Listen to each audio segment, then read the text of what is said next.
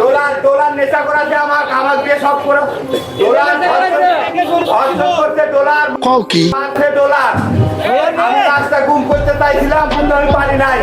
আমার কোনো দোষ নেই। ডলার আমাকে 2 লাখ টাকা দিয়ে এই পাপ কাজ করিয়েছে। রামিসাকে আমি খুন করিনি, খুন করেছে ডলার। এই কথাগুলো কি কেবল বাঁচার আকুতি, নাকি এর গভীরে লুকিয়ে আছে এক ভয়াবহ সত্য? প্রথমেই এই স্বীকারোক্তি আমাদের হতবাক করে। সোহেল বলছেন তার দোষ নেই, কিন্তু তিনি নিজেও পাপ করেছেন ডলারের প্ররোচনায়। এই বাক্যটি নিজেই এক গভীর দ্বন্দ্ব তৈরি করে। যদি ডলার তাকে পাপ করতে বাধ্য করে থাকে, তাহলে কি তার দোষ সত্যিই কমে যায়? আমাদের আইনে প্ররোচনাকারী এবং সহযোগী উভয়ই অপরাধী। এলাকায় ডলার নামে আছে একজন, কিন্তু ওনার তো সম্পৃক্ততা আমরা পাইনি গেছে। তবে ডলার কে? এটি কি কোনো ব্যক্তি, নাকি কোনো অদৃশ্য ক্ষমতা যা অর্থের রূপে মানুষের বিবেককে গ্রাস করে? এখন এটা মনে করেন ও হয়তোবা বিভিন্ন জন্য জড়াইয়া এটার জিনিসটা করতে চেষ্টা করতেছে। এটাই আমরা কি এখানে কেবল একটি বিদেশি মুদ্রার কথা বলছি, নাকি এমন কোনো প্রভাবশালীর কথা যে টাকার জোরে অন্যকে পাপের পথে ঠেলে দিতে পারে? এখন সে যদি বাঁচার কারণে, বাঁচার তাগিদে যদি অন্যজনকে জড়ায়, এটা তো আর আমরা জানি না বা বলতেও পারি না। পাপ বাপকেও ছাড়ে না। এই প্রবাদ বাক্যটি সোহেলের ক্ষেত্রে কতটা প্রযোজ্য হবে তা সময় বলবে। কিন্তু সে যে ডলারের কথা বলছে, সেই ডলার কি শুধু টাকা, নাকি কোনো ক্ষমতাধর ব্যক্তি? এই পর্যায়ে এসে আমাদের ভেতরে এক তীব্র রাগের জন্ম নেয়। রামিসা নামের একটি নিষ্পাপ প্রাণ ঝরে গেল, আর তার খুনিদের মধ্যে শুরু হলো দোষারোপের পালা। ডলার নামক এক রহস্যময় চরিত্র সামনে চলে এলো, যা হয়তো মূল অপরাধীকে আড়াল করার একটি কৌশল। আমাদের সমাজের দুর্বলতা এখানে স্পষ্ট। যেখানে অর্থ এবং ক্ষমতা, সেখানে সত্য অনেক সময় চাপা পড়ে যায়। একজন নিরীহ ভিকটিমকে খুন করার জন্য 2 লাখ টাকা, এই অঙ্কটি শুধু টাকার মূল্য বোঝায় না, এটি বোঝায় জীবনের মূল্যহীনতা, যা টাকার কাছে বিক্রি হয়ে যায়। এই রাগের উৎস হলো ন্যায় বিচারের প্রতি আমাদের তীব্র আকাঙ্ক্ষা। এই মেয়ে আমাদেরকে ক্ষমা করবে না যদি এই মেয়ের বিচার সুষ্ঠুভাবে সম্পন্ন হয়ে রায় কার্যকর না হয়।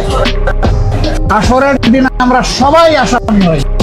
আমরা চাই প্রতিটি অপরাধীর শাস্তি হোক, হোক সে যত ক্ষমতাবানই। যখন রামিসা হত্যার বিচার প্রসঙ্গে জামাতের আমিরের বক্তব্য আসে, তখন তা সমাজের একটি বৃহত্তর অংশের প্রতিধ্বনি করে। তিনি হয়তো ন্যায় বিচার প্রতিষ্ঠার কথা বলেছেন, অপরাধীদের শাস্তি চেয়েছেন। এটি শুধু একটি রাজনৈতিক দলের কথা নয়, এটি সমগ্র সমাজের দাবি। আমরা চাই এই ঘটনায় স্বচ্ছ তদন্ত হোক, প্রকৃত অপরাধী চিহ্নিত হোক এবং তার দৃষ্টান্তমূলক শাস্তি হোক। কোনো প্রভাবশালী ব্যক্তি বা অর্থের জোরে যেন এই বিচার প্রক্রিয়া প্রভাবিত না হয়। সোহেলের এখন একটাই পথ, এবং তা হলো সত্য কথা বলা। যত দ্রুত সে ডলারের আসল পরিচয় এবং ঘটনার পূর্ণ বিবরণ প্রকাশ করবে, ততই তার জন্য মঙ্গল। যদিও সে পাপ করেছে, কিন্তু সত্য প্রকাশ করে সে হয়তো তার শাস্তির মাত্রা কমাতে পারে এবং সমাজে ন্যায় বিচার প্রতিষ্ঠায় সাহায্য করতে পারে। যদি সে ডলারকে আড়াল করার চেষ্টা করে, তবে পাপ বাপকেও ছাড়ে না।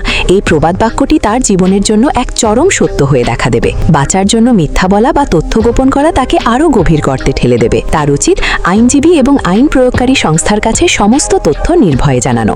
দর্শকবৃন্দ, রামিসা হত্যা কেবল একটি খুনের ঘটনা নয়, এটি আমাদের সমাজের এক ক্ষত। আমরা সবাই রামিসা হত্যার বিচার চাই। আমরা চাই প্রকৃত খুনি, সে যেই হোক না কেন, তার শাস্তি হোক। ডলার যদি কোনো ব্যক্তি হয়, তবে তার মুখোশ উন্মোচিত হোক। যদি তা নিছকই অর্থের প্রভাব হয়, তবে সেই প্রভাবকে রুখে দেওয়া হোক। আসুন আমরা সদাই মিলে এই ঘটনার দিকে সজাগ দৃষ্টি রাখি। সমাজ থেকে অপরাধ নির্মূল করতে হলে ন্যায় বিচারের প্রতিটি ধাপে আমাদের সক্রিয় অংশগ্রহণ প্রয়োজন। এই ঘটনা থেকে শিক্ষা নিয়ে আমাদের বিবেকবোধকে জাগ্রত করতে হবে, যাতে ভবিষ্যতে কোনো সোহেল অর্থের লোভে এমন জঘন্য পাপের অংশীদার না হয় এবং কোনো রামিসাকে অকালে প্রাণ হারাতে না হয়। আপনারা কি ভাবছেন? রামিসা হত্যার বিচার প্রসঙ্গে আপনাদের মতামত কি? কমেন্ট করে জানান। আপনাদের প্রতিটি মতামতই গুরুত্বপূর্ণ। ধন্যবাদ।